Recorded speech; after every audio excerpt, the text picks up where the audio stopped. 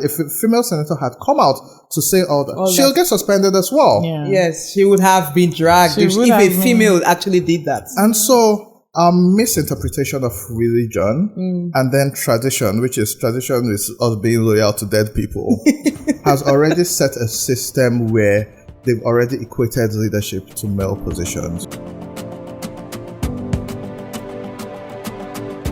This season of the Unamplified podcast is sponsored by the GIZ African Union Aware Project. A project aims to strengthen women's representation and participation in political processes. There is a growing belief among young Africans, especially millennials like myself and Gen Zs, that if we solve our leadership problem in Africa, we would have solved the majority of our problems. But now the question is, when you think of a leader, what image comes to your mind? My name is Cynthia Mbamalu. Welcome, Africa, to the Unamplified podcast. It's good to be back on set. And with me today, as always, I have my co-host. Hi, everyone. My name is Queen CY, always coming with the vibes. Welcome to the Unamplified podcast. Yes, it's good to be back this week. And this week we'll be talking about breaking gender stereotypes. Because when we talk about leadership, there's always a conversation around when you think of a leader, what image comes to your mind? Is it a man or is it a woman? Is leadership masculine or feminine? But hold your thoughts on that. Okay. We wouldn't be discussing this alone. We have three amazing guests, actually. We have two guests in our studio and one guest joining us virtually. And I'll leave it to my colleague, Queen CY, to introduce our guests. All right. We have Mercy Dawn Igwe. She's a development communication expert and also a PR strategist. She is also a content creator. Wow. Mercy, welcome to Unamplified podcast. Thank you so much. Good to have you guys. All right. We have another guest. She's joining us virtually. Her name is Simbo Olatoregun. Hope I did not murder your name, Simbo. Simbo is an advocate for gender inclusion, and she spearheads programs for the Women in Leadership Advancement Network. Welcome to the Unamplified podcast, Simbo. Thank you very much for having me. It's a pleasure to be here. Yeah, and then we have the only one, well, blessed amongst women, I'd say. Yes. We have Andy Madaki. I've known Andy for a long while now. Andy, you wear so many hats. I know you are an adjunct professor. You're also a cybersecurity expert, communication expert. You've worked in development for the longest time. Yes. And you're one of the voices that have been speaking on these issues. It's good to have you on set. Welcome to the Unamplified podcast. I'm blessed to be amongst all of you, and I'm glad to be here. I haven't been on the podcast in a long time. Oh, really? And it's weird for me being at the other side of the table because I'm usually asking questions. Yes, I know. You've hosted me in one of your shows and you were firing me all the questions. I have to. Yes, and we're still in a season where there's a lot of conversation around gender, for instance. I mean, if you go online, the battle of the sexes is one of the most intense and hostile battle you can think of. There is this, women are this or men are this, and then in all of those conversations, there's a bigger question on how does all of how society perceive men or women, how does that affect how leadership is viewed?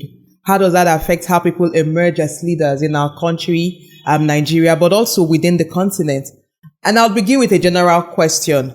As experts in your respective views, what has been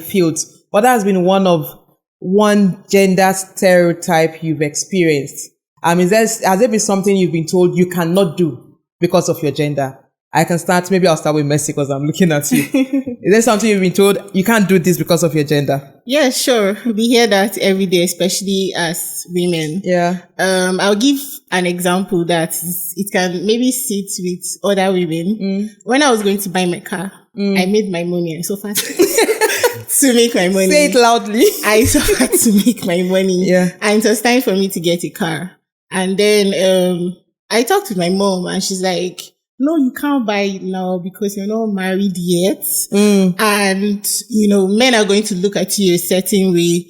because maybe they would see like just have this kind of image of you. So it's better to just act like there's nothing. Then when they now come and marry, you can now buy as much property as you want or do anything that you want. And then this keeps reoccurring in different other conversations. So yeah, that's my example. I can actually relate with what she's saying. Mine is kind of similar to what you just passed through. Mine was that last year I was trying to further my education, looking at schools both in Nigeria and outside Nigeria to apply to. And I asked my cousin, I want to apply for school. Which country do you think would be best for me and my course? We're like, you want to go to abroad, Ke?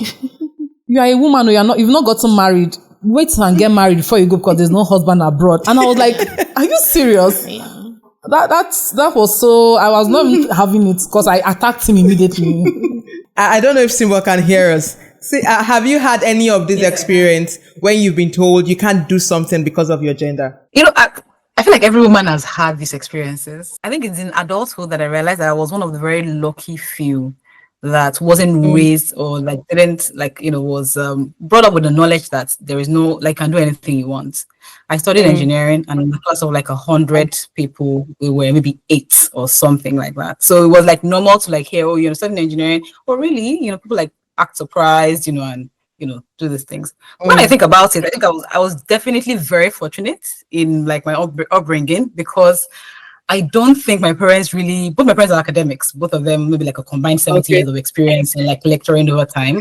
So I think we're definitely raised with this strong sense of you can really do anything that you want, However, I think me now stepping outside that little bubble and hearing, you're getting an apartment by yourself in Lagos, or you're doing this by yourself, want to drive from Lagos to this by yourself, should you do that? And I think I'm glad that those kind of things, at least for me, it wasn't very internalized. And I think that as men, and I'm glad to hear all the women here talking about how they challenged those questions and those conversations. But I think it's important that those are the things that we internalize or even learn to pass on to people. I think it's important. Yeah, Andy. So it's interesting, but also unfortunate when I hear things like this, because as a man, there's a whole lot of privilege which we can't lie about. And so when we face these stereotypes, it's coming from a perception of you are bigger than this, you are better than this. Not saying you shouldn't do this. So about 20 years ago, and something about being African and Nigerian is that a lot of things are decided for you. So I wanted to do a degree in law, but the school gave me sociology, and I had no idea what it was. And everybody was like, you go join police. And so I finished a 4-year course in something I had no plans to do. And so I needed to find a job. And one thing which I've loved, and I love till date, is traveling. And so I was like, I love traveling. So a good way to travel for free is I can become an air hostess or a host and work on a plane. And so I spoke to an influential uncle, and I was like, Virgin. Then we had Virgin. And I was like, I would like to work for Virgin. And he looked at me, and his response wasn't even saying what he wanted. But he was like, so you mean you're going to be asking people, do you want tea or coffee? But deep down, what he was actually saying is that this is not a man's job. This is not a man's job. And so I just said, you know what? And I just moved on and found other stuff to do. But just about 3 years ago, my mom mentioned something passively. So I have 2 other brothers. And my younger sister is 10 years younger. Okay. So she started with 3 boys. Now in Africa, they love it because you have the men. Yeah. But we all know how to cook. My mom taught us how to cook, how to bake. I can make chin-chin and the like. And so when she's cooking, she makes sure you're helping her cut something, hold this. And so we've learned how to do this. But it was about 4 years ago, she was like, all those times there were uncles and older men who used to come and tell her, these boys shouldn't be in the kitchen. Are you turning them into women? Wow. And she never mentioned it to us. Those conversations never ever happened in front of us. And the reason why this is important is I have a cousin who is older than me. He lost his wife in some unfortunate circumstance. And his mother had to be cooking food all the way from Benue State and sending to Abuja for him, because he never learned a survival skill, which is making food for yourself and your own well-being, because they had said it's not for a man. Well, just listening to everyone, I mean, of course I have my own experience. When you talked about car, I felt at home, because I know when the first time I got a car, That was the issue. And I always tell people I've always loved SUVs, and my dream was my first car would be an SUV, and which was what I did. And as I was in my 20s, I remember relations were like, you don't want to get married finally. It's bad enough you're a lawyer and you're always on TV. Now you've gone to carry this big car. You will chase away the men. And it didn't even make sense. And then someone was like, don't tell people you bought it yourself. Say your dad got it for you and it's your dad's car that you're driving. I didn't understand why I had to pretend that it wasn't mine. But then not just when it came to things like property, because even to move out, I don't know how many women face this, young women. Yeah. You're not married, you're working, you want to move out, your parents are in the same city, but you're like, I need my own space. There is this whole family meeting on top of your head, like, why do you want to move out? Because they believe it's from your father's house, you need to move to your husband's house, not from your father's house to your own. And I know I fought that, and I've always been a rebel. That's just it. But then within the political space, in the work that I do, we've had instances where there's a conversation, there's a selection for panels, for instance. Yeah. And I do a lot around elections. I want to talk about core issues around the elections. They're like, maybe you talk about the gender issue. And I'm like, why do I have to speak on that? I'd rather speak on the things I have expertise in. And I think for me, that is, we say, there are some guys that are talking about that, but you can talk about how women experience the elections. And then it's the thing about, if you don't want to do that, they say, I thought you were a gender activist. Now I don't talk about women and elections. But this panel is about elections in general. I want to talk about elections administration, elections logistics, electoral technology. This is something I can talk about. So I see that even beyond just the personal, in the public space, in the political space, there is this thing around, as a woman, there's an expectation, even in politics. On TV shows, sometimes if you watch a lot of our political shows, most of the guests are men. It's not like there are no women with expertise in that field. It's also they begin to look for those people. But when you talked about the experience as a man, it made me smile, because usually when they tell a man you can't do that, he's always seen from a place of, you're bringing yourself down. Mm-hmm. Doing this makes you lesser. Yeah. But for a woman, it's almost like you're dreaming too big. Yeah. So it's also about how that is. And I don't want to, because I also want us to look at these from our different experiences in the work that we do. And, you can see why just looking at me and smiling, because I know we had a long conversation around this, how do we build narratives around countering stereotypes and promoting, a society where people are judged for what they bring to the table. They are judged for what they have, what they can do, what they can offer, not basically based on what sex they are. Okay, so I have a question for Mercy. You wear a dual hat, and as a communication development strategist and also a content creator, have you faced any gender bias in your field? Yeah. So we see a lot of gender stereotypes, but I have not directly faced it, but I see my fellow content creators going through that. And I would start from the development part. So in the development space, what we try to do is to ensure that you create communication strategies that at the end improve the quality of life. So it can be quality of life for any gender. It can be quality of life for people living with disability and things like that. So when you're planning out your strategy, sometimes we tend to reinforce some of the biases that we are trying to change.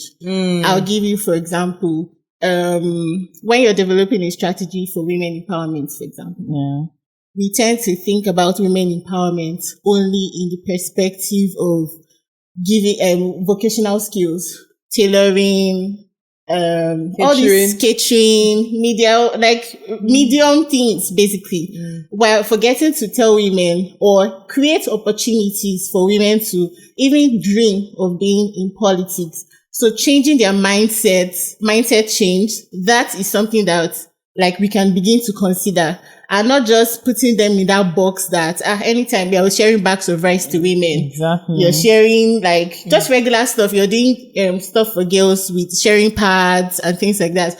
Why are we not challenging women more to push push for more. You can do this. You can be a pilot. Show them practical examples of how to. So most times again, like even when we are doing that, we try to just stay down, like we're just showing them examples of, oh, this person was a pilot, oh, you can do that. How do they get, showing them the building blocks to get to that point is something we need to consider as well. Then in content creation, you see, as a female influencer, if, for example, like people expect to use women when it comes to like food, all this content, let's go and eat. Oh yeah. It's more, people think that it sells more when it's a woman that is doing it. Makeup brand, men do skincare as well. Why are we not showing men like doing that? And also in the media space, I don't know if it's right to go into that. Yeah. Yes, exactly. In the media space, you see advertisements. Maggie now, for example, know all these brands when they are showing people in the kitchen it's yes. women. True. We're not showing, I'm not saying it has to be a man, but you can also show a man playing a supportive role to show that the home front is not just for Or a man women. cooking the food, Or a man actually. cooking the food, And like, also make it to look normal. Exactly, because why does it always have to be a woman taking care of the home front? Then when you have maybe adverts or people in politics, I love that there's a tiny bit of shift in that, right? But we need to do more so that the younger girls, so people in our mother's generation, they already have their perspectives formed. It's going to be a little bit difficult to shift their perspectives from thinking the regular, right? Yeah. But we can start from the little girl in primary 5. While forgetting that mothers in that generation, they're raising those girls. And if we don't do something to challenge their mindsets, like challenge them to do more, push them into politics, push them into, I'm sorry, I'm using only politics, but dreaming for bigger careers, basically. That's what our target should be now. Yeah. You know, when you gave the example of seasoning cubes that we have, the adverts that we have, it just made me sad because I can't remember any of the adverts on seasoning cubes where you have the primary character as a man who is cooking and serving. If you think about even the ones they swallow, the semovitas and anything that has to do on with the dining to be served. I think the only one where we had a guy was this one of these brands, and then they were neighbors. He was cooking, she was cooking, and then there was this love thing happening there. That was probably the exception, but then he was going, and then she was the one that brought the food to give to him. But then it showed that they were, and it just got me thinking, even in how we communicate, the way brands tell stories, we are subconsciously or consciously emphasizing stereotypes. And like what you said, when an uncle told your mom, why are you allowing your boys in the kitchen? You're making them, are you turning them to women? And it's like, it's a survivor's skill. Cooking has no gender. Everyone should learn how to cook or should know how to cook. And just moving from the issue around image and how media emphasizes or keeps these stereotypes with us. Let's talk about how this also affects politics. Some years ago, someone told me, oh, you're such a brilliant citizen. You're going to make a good first lady. And I told the person, why do you think I want to be a first lady and not the president or the governor? And then she was like, and it was a woman. And she said, oh, first ladies are powerful too. I said, no. I don't think it's okay for you to tell me I would make a good first lady, because I actually would prefer to be the president or a governor than to be the first lady. And so if you think about it, a lot of times when we talk to girls, we hardly say you're going to be the president. It's easier to tell a boy you'd be a president. It's easier to tell a young man you can be the governor. But usually for women, we're always expecting them to play this supportive role. And so my question for you, Andy, before I get to Simbo, is in your experience, you've done a lot when it comes to cybersecurity, communications, even you're an adjunct professor, so I know you interact with students and young people a lot. Do you think society view women contesting elections as breaking a norm or as violating a norm or a social code? So I feel there are a lot of structures which have originally been placed to subject women to a position which is assumed to be below men. And so she spoke about studying engineering, and in class of XYZ people, there are only about maybe 8% women. And this is something we've seen in politics in Nigeria, but it goes down to the socialization process. Like what you said about ads and commercials, where they've already put roles for male and female. But going back to primary school, what were the debates we're having? Father versus mother, who is better? Science and arts class. I remember going to a federal school in Kogi State, and the teacher said that arts class is a dumping ground for intellectual idiots. Now, I wanted to study law, and I wanted to go to arts class, but there were 57 girls and 4 boys. Guess what? I went to commercial science class. Just because I didn't want to be seen as. Guess what? I failed. I moved schools and went to an all-male school and studied arts. Some people don't even have that privilege, and their life trajectory changes. But going down to even a smaller level, culturally, in Africa and Nigeria, because of our lack of funds and resources, the family makes money, and who did they plan to take to school first? The male child. And so the daughter would help the mom either selling something or keeping the house while the boy is sent to school first. That has already set a barrier, which means he has access to privileges and access to financial resources. When you now go higher to a political level, you need money to contest elections. We as men, we've already been given an upper hand. I've been on an interview panel where someone was like, we don't want to employ a woman because if she gets pregnant, we're going to lose her for 6 months because the last 3 months and also maternity leave. And the person who had this conversation was the pastor. And I was like, well, how good is this person? What if you work with this person and there's a system where she can do her work without having, she's not a bricklayer. You know what I mean? She's not building a road. She can do her work. As long as, I have staff who, and I said this to you, I've not been to my office in about 2 years and 80% of my staff are female. I send work, they get it done, and they send it back to me. We don't need to sit to have this conversation. So why do you need to pin them to some of this? And so you take it to a higher level where the barrier to entry for politics is 1, as a woman, you need to be married. 2, you need resources. 3, you need to be available for meetings. And most of these meetings are from 1 to 3 a.m.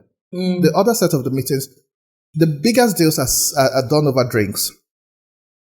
How do you, as a single woman, want to go there without being objectified? And even as a married woman, the same thing. So you already have those barriers to entry before even running for the election to go to those tables where you're already breaking doors to go there.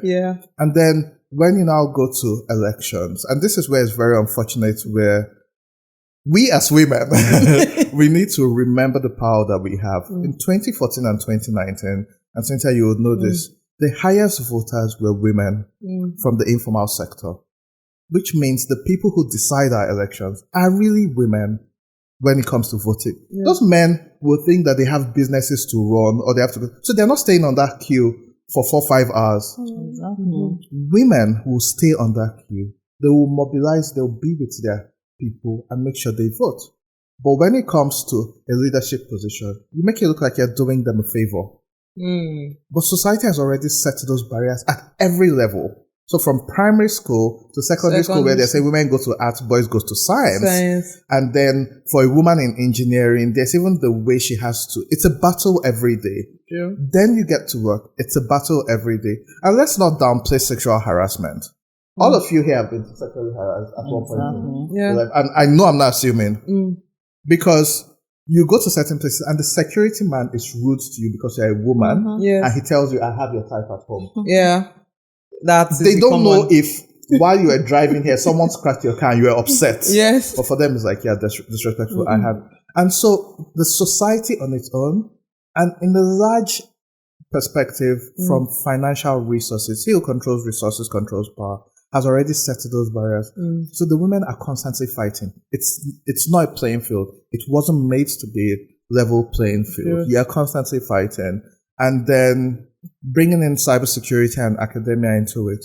In the school which I teach, I've had only 1 female student at the postgraduate level for cybersecurity. Just because for some reason, what are you doing there? But the biggest victims of cybersecurity threats besides organization are women. I know 3 people, I have read about 3 people committed suicide last year because of sextortion. And what were the criminals using? Female images. If they want to use stuff against other men, then they'll say they'll want. And so we need to stop seeing women as tools to achieve our aims and purposes, but look back to the fact that the highest people who repay their loans are women. You see, who is the biggest writer of our generation right now? It's Chimamanda of our generation. You see Ngozi Okonjo-Iweala at her level, where she was so good that people weren't arguing about the contestants. It's countries that were fighting against themselves over her position. You have an Oroma Ote doing what she's doing. You have Natasha who gets into the Senate, and the first day she comes in, she's like, hey, Ajakuta Steel Company, I've been trying to raise this motion. And it's allegedly said that at some point she had to tell her husband to go and ask for her to be given permission to speak on the floor of the Senate. The husband is not a senator. Yeah. The husband is not a senator, but the wife has to go and tell the husband to speak to fellow men to give her a slot to speak. So even when you've broken all the ceilings and all the tables and all the chairs and you've built yours and planted yours, you're still looking for whatever. And I mean, you know this, Cynthia, I can go on and on. I just think it's unfair that it even has to be a conversation. You know, Andy, when you were just talking, and I'm glad you're bringing in different perspectives to this, because I want to pull in Simbo to this conversation. Simbo has done a lot of work on inclusive, promoting diversity, and Quincy Y. Okay, I want to ask her, from her experience, what are the common stereotypes affecting the level of women political representation in Nigeria? Hey, fantastic. Thank you very much. I was just nodding as Andy was speaking because I feel like I was taking a look at my notes, you know, and I have so much to say on this topic. I don't know where to start. But like, I think I'll start from like anywhere. We are with you. Do we have enough time? I'll start from the part of like the comment that Andy made about socialization. First and foremost, I don't think we're aware of how dire the situation is, because particularly like when we speak about women's political representation in Nigeria, I was looking at the fact sheet, and Nigeria was number 179 of 179 countries. It was 3.9% of women that are in the upper house, and I think another 3.4. So in the upper house, there are 4 women, of which they suspended one now, out of about 109 or so, or 100 something. Yeah. 16 or 17 women out of about 360. Easily we're at the bottom of every single list you can check, right? And, you know, and considering countries that are even at war, like we are worse than these countries, we're at the bottom of every list that you can think about. The fact that nobody sees this as practically like a state of emergency, and like this is a dire situation, you know, I think we're now seeing the evidence of why nobody is seeing that as a state of emergency, considering what we've gone through over the last couple of weeks. But when I think about what are the causes, and I think what are the stereotypes that are driving these situations, I think one of the really first things I'm thinking about is really socialization, as Andy has said. I believe that we have deep-seated biases that are driven by norms. You know, when they first grow up, you know, you are driving in a car and, you know, they're saying, oh, you know, like that other person is driving like a woman. Look at how this person is doing something like this. You know, the expectation and like that engendering of that women are lesser beings, or women are lower, women do things worse than men and things like that. It is driven and enframed in many people's minds at a very young age. And I think until we all collectively make a decision to say, okay, this is such an important thing that we kind of need to start unraveling it from the source and start very early. And it's not just men, no, because you've spoken about the women who are also, I think, was it Andy or Cynthia that spoke about the fact that it was women in the informal sector who are voting the most. So who are they voting? They are voting men. They're mostly voting men. You know, when you look at numbers versus like what the results are, even they, but particularly don't believe. Even some of those videos on social media, they say that they don't believe that women can lead, or they don't think that women can do these things, or, you know, stuff like that. So one of the major things I think we definitely should a problem that needs to be solved, and it needs to be solved. I think it's an urgent issue, like from which you go down to like basic education, go down to the family system, let people see these things. I think just those deep-seated biases that really think of women as like a second-class citizen. I think one of the other issues that women face, like women that are in the political space, all the barriers that are facing them is also like the issue of like violence. And for some of them, it's like we've spoken about, technology facilitated gender-based violence. And ask all the women in this room. I'm sure that everybody, you've heard the word ashawo at some point in your life. Whether somebody was trying to drive nonsense, they are at fault. They're trying to rush you. They will wind down their car. They will shout ashawo, go and return the car to the owner. It's more like a handshake these days. Oh yeah, on social media they'll say, look at this ashawo. Why is she doing this way? Why is she doing things like this? For the last couple of weeks, I have barely participated in this conversation because it's such a heavy conversation for me. And I respect people who are talking about it. I have a lot of respect for people who are able to like have this engagement and speak about things like this, because it's so heavy that I'm like, I need to protect my own mental health first before I like really talk about it. But I think when people opt to not get involved in those spaces because they've seen these violence that's been targeted towards women. When we think about a lot of women that have been in the public sector and in the political space, when you think about like how they've exited, so look at Ngozi Okonjo-Iweala, look at Obiozekwe-Sili, look at Dr. Adenike Grange, for example. Look at I think there was a lawmaker that was slapped, I believe, in the Senate a couple of, I think in 2004 thereabouts, Senator Ani Shilowo, I think her name was. Think about how like the structural violence that they have been subjected to, and how, you wonder, and it's kind of engendered in people's minds that, women can't lead. And you hear a senator talking about how, because of this Senator Natasha's issue, women will now be subjected to this. Why does one issue, and even a completely made up issue, that's not even a real, like, nobody's really tackling properly, why does it now mean that the entire gender has to be, like, why? When there was a senator that went out and slapped someone in a shop somewhere, did they say, all the men in the house? All men. This is how you have to do. So I think at the foundational level, we have a lot of work to do, And I think, it's also speaking about how there are like certain expectations of women. You have to be respectable in a way, you can't be too fine, they'll think that you are. And I think part of Senator Natasha's issue is that she's a fine babe, and she dresses well, and she's young, and all these men are feeling quite attacked by it, and they think, how dare you think you can come in here and take all these things, and I've paid, and you can hear the women also say that. They'll be like, the Senate is for older people. When you come there, you act a certain way. And there's all this gatekeeping and all these things about structures and stuff like that. But yeah, when I think about how, like, what kind of stereotypes we need to make sure that we don't engender, like in society and more like that. I think one is competence is competence. How you look, what your age is, your marital status, those things should not matter. And should not be things that we emphasize, that we talk about, that we think about, right? And I think this other thing, where people see women as nurturers, but not necessarily as leaders. I think women can be nurturers and they can be leaders as well. When people say like, because we've had a president go out and say publicly that, women belong in the kitchen and in the other room. And, it's statements like this that, they say stuff, this kind of things that now happen like years down the line.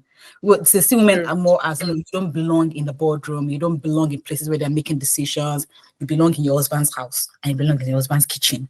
Those kind of stereotypes, we need to, it's 2025. We can't be talking about these things, next year, saying the exact same thing. But anyway. I know, Simbo. You said where would you start from? I can tell you were asking yourself, where do I start from? How do I finish? Because there's a lot to actually cover. When you talked about this kitchen, and then the former president Buhari that said the other room, I remember there was this comment around the other room and how, women felt insulted by that. Yeah. The other day I was reading a comment section in one of these blogs, and it was a video of lawmakers in National Assembly. Some female legislators, who were having this banter. the way the other guys were also, a lot of heated arguments around the state of emergency controversy. And in the comment section, I'm seeing females, and one of them just caught my eyes like, oh, it's like this, my gender needs to go back to the kitchen, remain in the kitchen. And I usually don't comment on blogs, but I had to just put that and be like, I think you misjudge women a lot, because this is a serious issue. A lot of people are debating about this issue. The male legislators are also debating, and everyone is standing, and there is no decorum at the point. Why are you picking only these two women also exchanging banters? Because they're also lawmakers, they are politicians, and politicians have a freedom to agitate when they are not happy with something, debate issues. But why is it when a woman is debating or agitating? In politics, it's seen as if, oh, this woman is cantankerous, this woman is should not be here. But a lot of men do that, but we don't question it. Yeah. And so it's gotten me to the point where I'm also beginning to ask myself, how do we build a society where we stop misjudging women?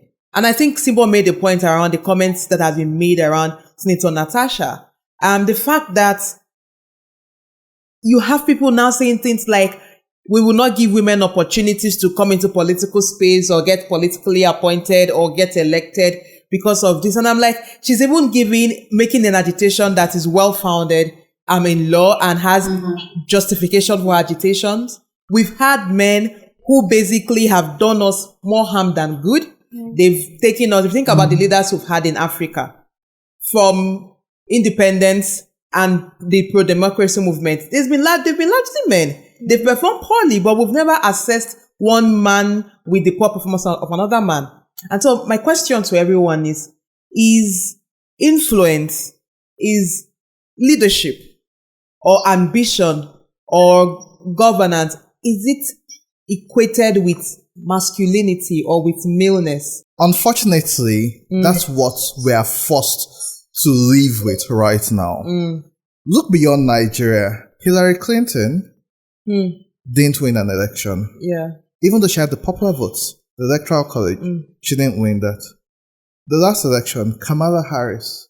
And when you see the voting stats, the black people voted in one direction. Black women overwhelmingly voted, but women didn't trust a fellow woman enough to vote. Now come back to Nigeria, and that's just to show you that it's a big problem, because the way the world has already been positioned. It started from hunting and gathering, because the man goes out to hunt and whatever, he's meant to be at the fore and all whatnot, instead of seeing it as equal working parts. Yeah.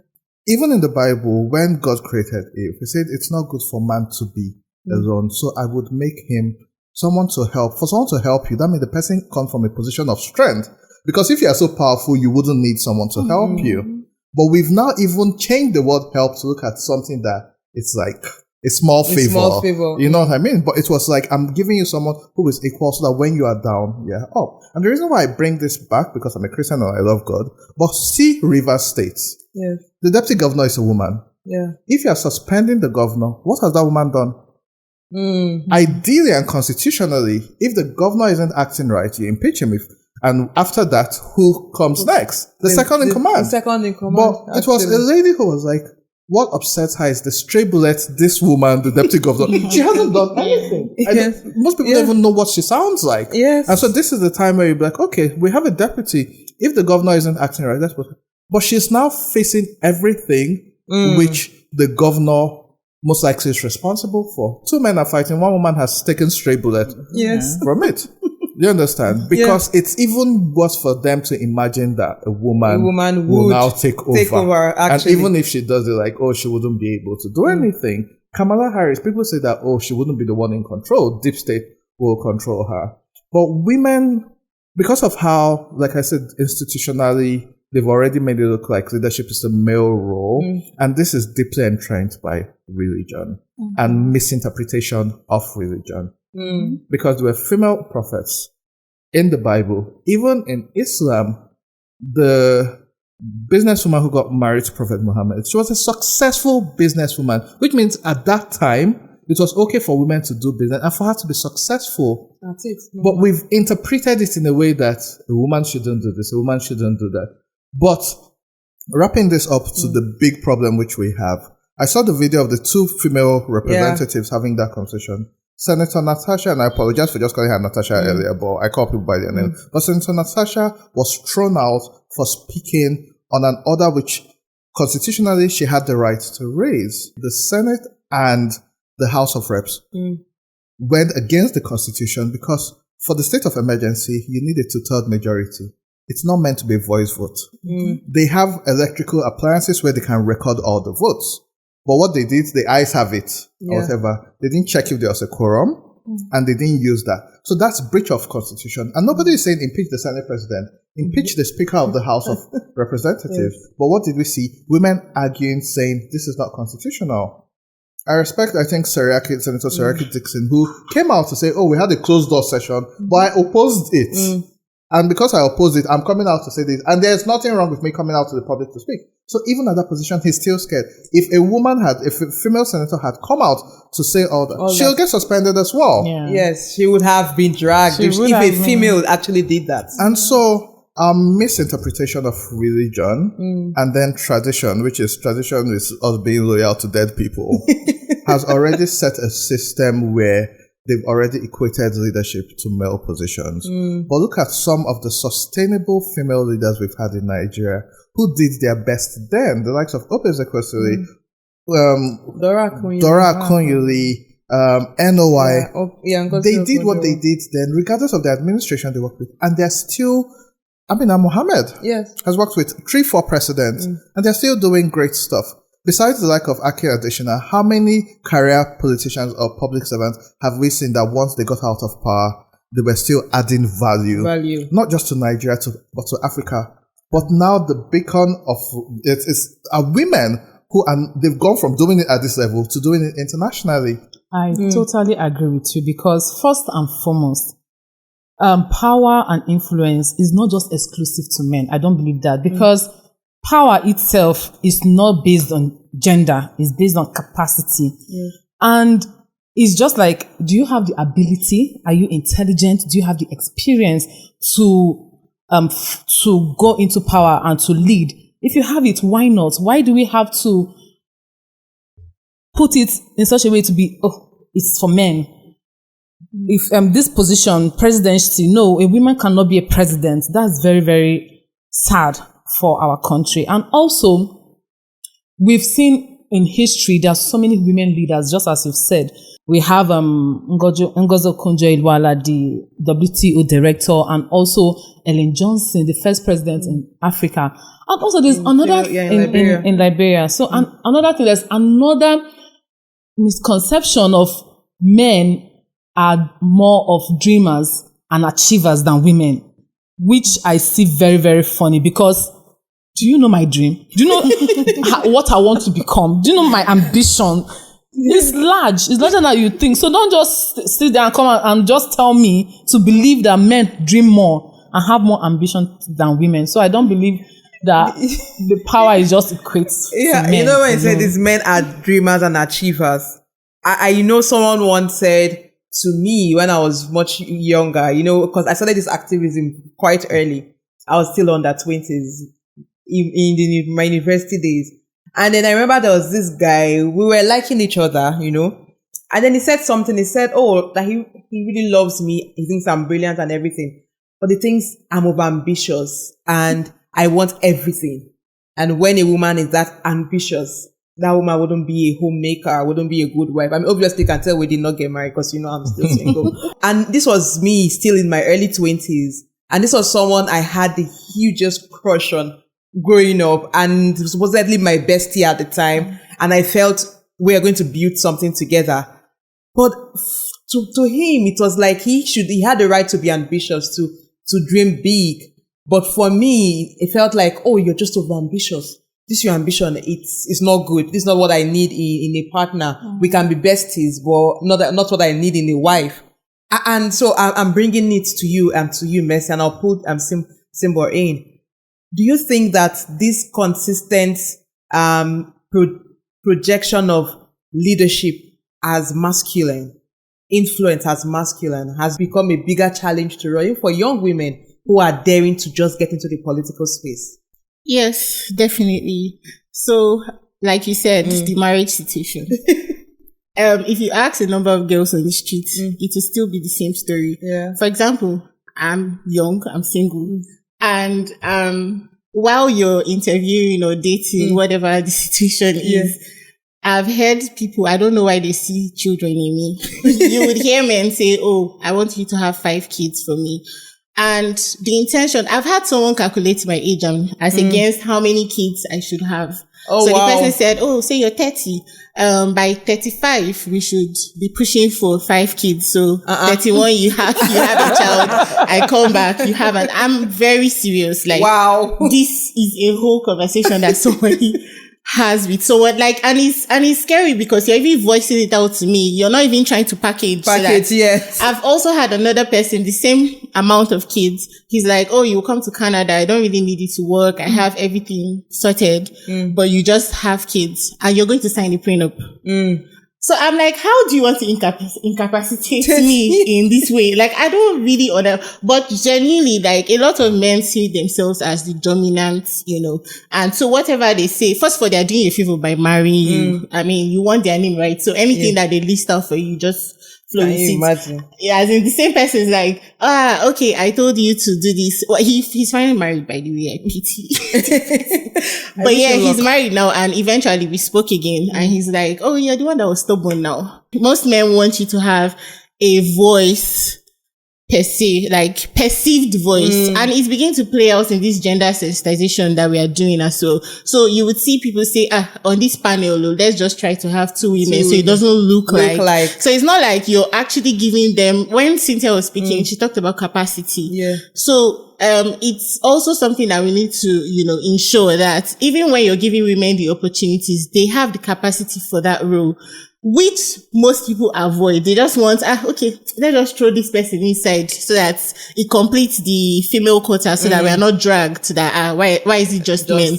So I feel like it affects it affects like the way women are seeing you asked the question, so it affects the general perception and how women see themselves. Because imagine that I did not know better and 1, 2, 3 people that have come to ask me out are saying this same thing. I would just be like, what's this? And maybe there's pressure from home and everything. I begin to see myself like that and not push for higher.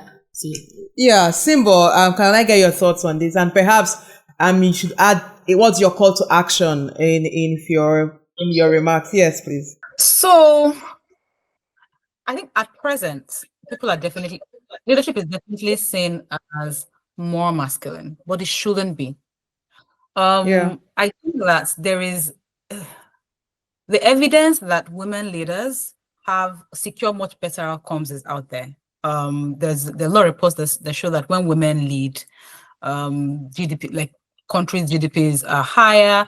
When women lead, health outcomes. We did a report for us, so like when there are more female leaders in healthcare, there are better outcomes. Because men lead with more empathy, they're a bit more intentional about how they show up. They're not as egoistic as, the typical male leader. And then I think the other commonsensical thing is just that it makes no sense to leave out 50% of the population, right? It makes no sense, right? If we're trying to move forward together with something, it just makes no sense to say, okay, we're going to leave out half of an entire population. I think my one call to action would be kind of tied into something I had said earlier.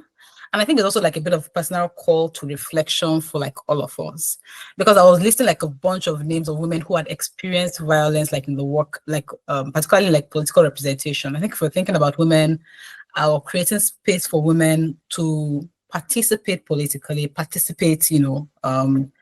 in leadership, and especially in like political leadership, in the public sector leadership and things like that.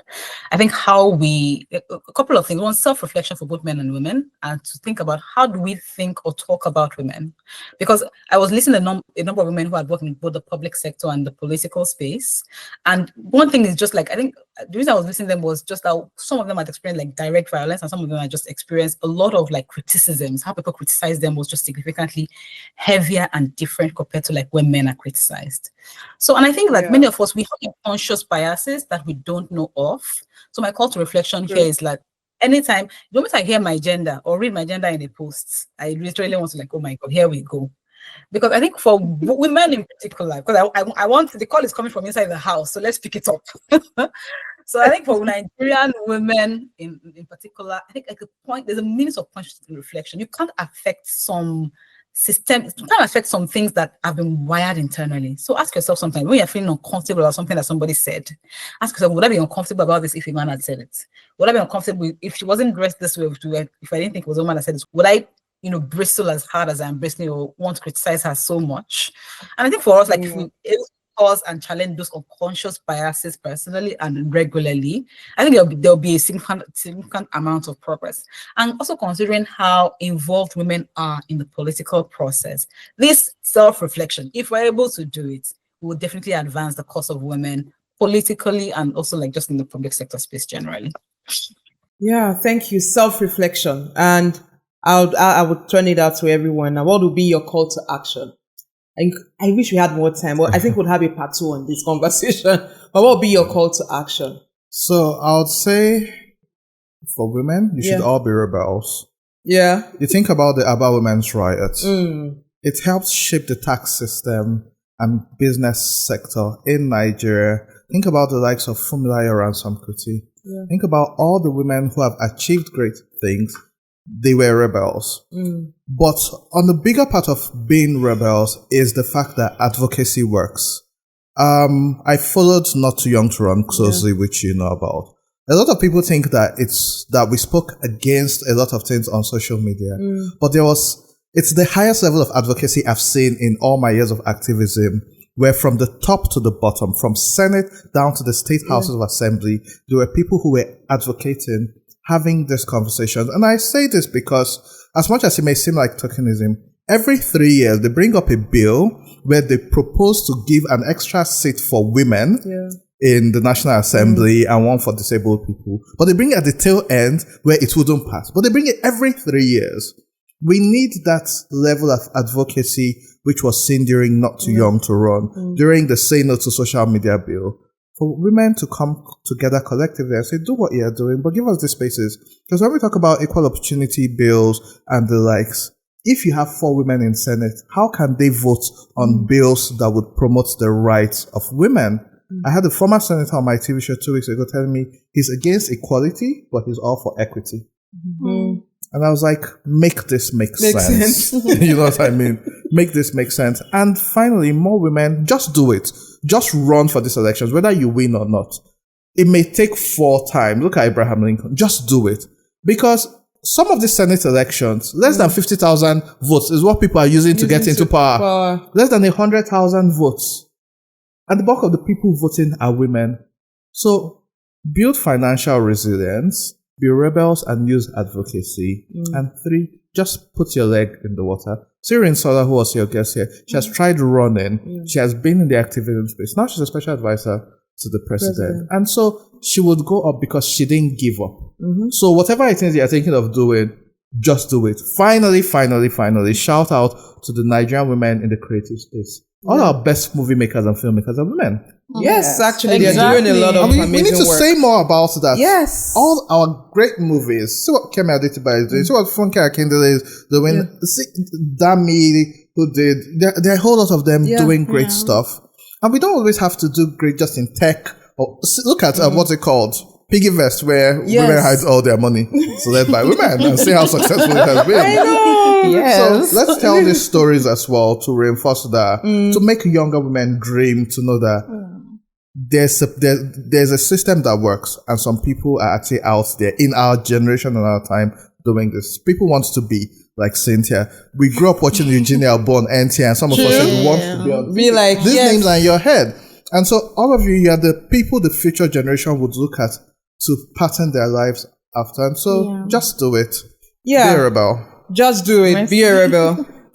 Your call to action. Yeah. So my call to action will be to the people in the media. While you're thinking adverts, while you're thinking content, try to embed all these, try to remove all these gender stereotypes. Try to involve men in cooking. Try to show women lifting things up in the mechanic workshop. You know, I love this. There's this content creator. I like her a lot. She advises people on car parts and things that is so interesting to see that it's a female doing that. So let's try to create more narratives around women doing greater things and also men being involved in the nurturing and keeping of the household. Yeah. Okay. For me, it's just for every woman. But first of all, who said that a woman cannot be president of Nigeria?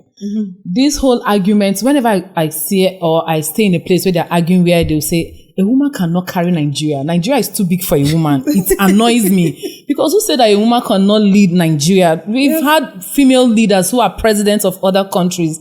And it has even shown that women-led governments are less corrupt and more policy-driven. So we can actually become the president. So my call to action is for all women to aspire to be the president of Nigeria.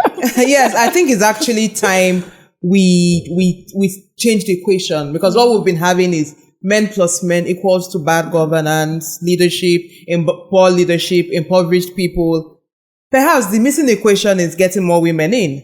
And I do believe that the whole idea of equality is because if you look at our regional instrument, the Maputo Protocol, the African Charter on Democracy, Elections and Governance, there's a lot of emphasis on ensuring women are equal partners in development, because that is the only way to achieve inclusive growth and development in Africa. And for me, my call to action is for everyone watching. What is that stereotype, that bias that you do not even know you have? That when you see something that has to do with a woman, that's the first thing that comes into your mind. I think Simba talked about it, that need for self-reflection. I think we need to internally ask ourselves questions, because individually we can carefully and consciously break those biases we have as individuals. That is the only way we can change the society. And then the other part is, please, let's vote for women. We have elections coming up in different parts of the continent.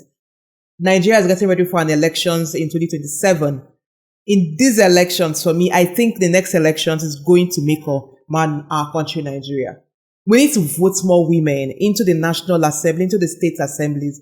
We need to vote more women at the level of governorship. And even if we have a female candidate as a president, we should be able to trust enough that we can get a woman as a president. I think we need to have more women in our leadership positions in our countries if we want to see some level of development or marginal progress. And ladies and gentlemen, it's been an interesting conversation having you, and I feel like I need to pull you back next time. I want to specially thank our guest. Simba is actually not in the country. She's joining us from the UK. Simba, thank you so much for being part of the conversation. Thank you very much for having me. I had a fantastic time. Yes, and now I know you're an engineer also. So you basically can do all things. You're like my new Captain Marvel at this point. And we have Mercy Donigwe. Thank you so much for being part of the conversation. Yeah, thank you so much for having me. I had a great time myself. Yeah, and I follow your work online, and I really admire what you do. I admire content creators because I'm such a lazy person when it comes to even posting on social media. So when I see female content creators, I dove my hat to them, but also the work you do around development communication. And my one and only Andy. Andy Madaki, thank you so much for being part of the conversation. This was fun. There's so many things we can talk about on this case, and so well done for doing what you're doing. The least we can do is keep having these conversations and change the narrative. So thanks for having me here, ladies. I'm learning a lot from you all as well. Thank you. I'll leave it to my co-host to talk to our audience. Don't forget to like, comment, and subscribe to our YouTube channel at the Unamplified Podcast. And also follow us on all social media handles on Instagram, X or Twitter, and Facebook at the Unamplified Podcast. Yeah, thank you. And also we're on TikTok. And please keep a date with us every Wednesday. We'll bring you interesting content. I will say a big shout out to our crew behind the scenes. We have our director, Hamilton Odems. We have our sound engineer, DJ Drexx. We have our cinematographers. We have Shola today and Emmanuel. And we have Ayo, one of our co-hosts on our social media strategies, and the other members of the team who provide support to the work that we do. This episode and this season is brought to you with the support from GIZ African Union Aware Project, promoting and strengthening women's political leadership in Africa. You know how we end always when you're on? You're amplified. Thanks.